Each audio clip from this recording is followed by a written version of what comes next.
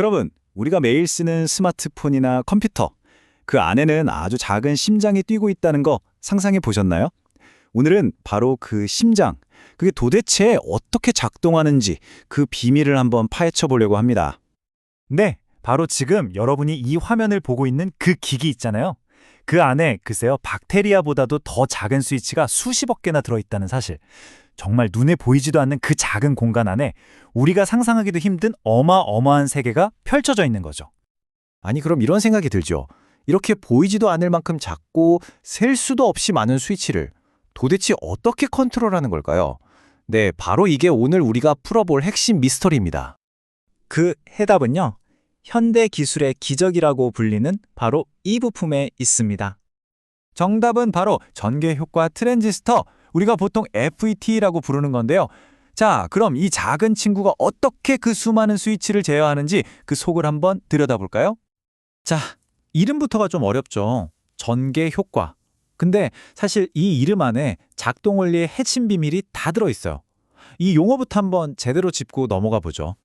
그러니까 전개 효과라는 건요, 뭔가 부품이 직접 움직여서 길을 막는 게 아니에요. 그 대신에 눈에 보이지 않는 힘, 그러니까 전기장을 싹 만들어서 전류의 흐름을 조절하는 원리입니다. 가장 중요한 건 직접 손대지 않고 멀리서 힘으로만 컨트롤한다는 점이에요. 이게 뭐랑 똑같냐면 바로 수도꼭지를 생각하시면 돼요. 우리가 밸브를 돌릴 때 물줄기를 손으로 직접 막는 거 아니잖아요. 그쵸? 그냥 밸브를 돌려서 통로를 열었다 닫았다 하면서 물의 양을 조절하는 거잖아요. 전개 효과가 바로 이런 원리라고 보시면 됩니다. 좋아요. 그럼 이 수도꼭지 비율을 가지고 우리 같이 트랜지스터를 한번 조립해 볼까요? 부품 하나하나 뜯어보면서요. 자, 첫 번째 부품은 채널입니다. 이건 말 그대로 전기가 지나다니는 길이에요. 우리 수도꼭지 비유에서는 물이 흐르는 파이프, 바로 그겁니다. 파이프가 있으면 당연히 물이 들어오는 곳과 나가는 곳이 있어야겠죠? 전류도 마찬가지예요. 들어오는 입구를 소스, 그리고 나가는 출구를 드레인이라고 부릅니다. 아주 간단하죠? 출발선과 도착선, 이렇게 기억하시면 돼요.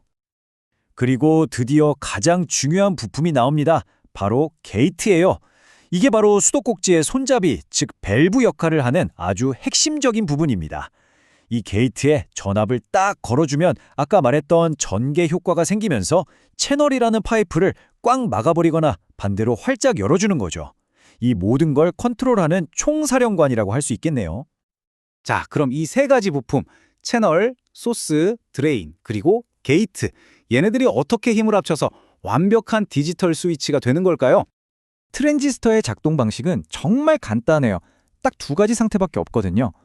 먼저 게이트에 전압을 안 주면 수도꼭지가 잠긴 것처럼 채널이 꽉 막혀서 전류가 흐를 수 없어요. 이게 바로 오프 상태, 우리가 아는 디지털 신호 0입니다. 그럼 반대로 게이트에 전압을 주면 어떻게 될까요? 네, 맞아요. 수도꼭지가 열리면서 전류가 콸콸 흐르겠죠. 이게 바로 온 상태, 즉 1이 되는 겁니다. 정말 놀랍지 않나요? 이 단순하게 켜고 끄는 동작, 이 온오프가 바로 디지털 세상의 언어, 0과 1을 만들어내는 거죠. 우리가 지금 보고 듣는 이 모든 영상과 소리, 모든 디지털 정보가 사실은 이 수십억 개의 스위치가 미친 듯이 켜졌다 꺼졌다 하는 것의 결과물일 뿐이라는 겁니다. 자, 그럼 이제 이 작은 스위치 하나가 우리 세상을 얼마나 크게 바꿔 놓았는지 그 거대한 이야기를 한번 시작해 볼까요? 여기 유명한 교주에 나오는 말인데요. 원래 초기에는 BJT라는 다른 종류의 트랜지스터가 대세였어요. 하지만 결국 오늘 우리가 배운 FET의 한 종류, 바로 MOSFET가 시장을 완전히 장악하게 됩니다. 왜냐고요? 전압으로 제어하는 방식이 전기도 훨씬 덜 먹고 무엇보다 훨씬 더 작게 만들 수 있었거든요. 한마디로 칩 하나에 더 많이 빽빽하게 집어넣기, 즉 집적화에 압도적으로 유리했던 거죠. 역사를 잠깐 보면요. 사실 이 FET라는 개념 자체는 1930년에 이미 나왔었어요. 정말 놀랍죠? 근데 당시 기술로는 이걸 만들 수가 없었던 거예요. 그래서 1948년에 BJT가 먼저 발명됐고요. 한참 뒤인 1960년이 되어서야 드디어 우리가 아는 현대적인 모스펫이 등장하면서 진정한 전자혁명이 시작된 겁니다. 모스펫의 등장은 말 그대로 기술의 빅뱅이었습니다. 생각해보세요.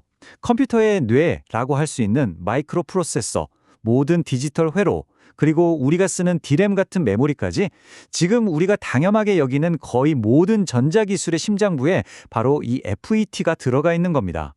이 사진 좀 보세요. 꼭 무슨 미래도시의 복잡한 도로망 같지 않나요? 이게 바로 칩 안에서 수십억 개의 FET들이 서로 얽혀 있는 모습입니다. 이 촘촘하고 복잡한 네트워크가 바로 우리가 살아가는 디지털 세상을 움직이는 진짜 엔진인 셈이죠.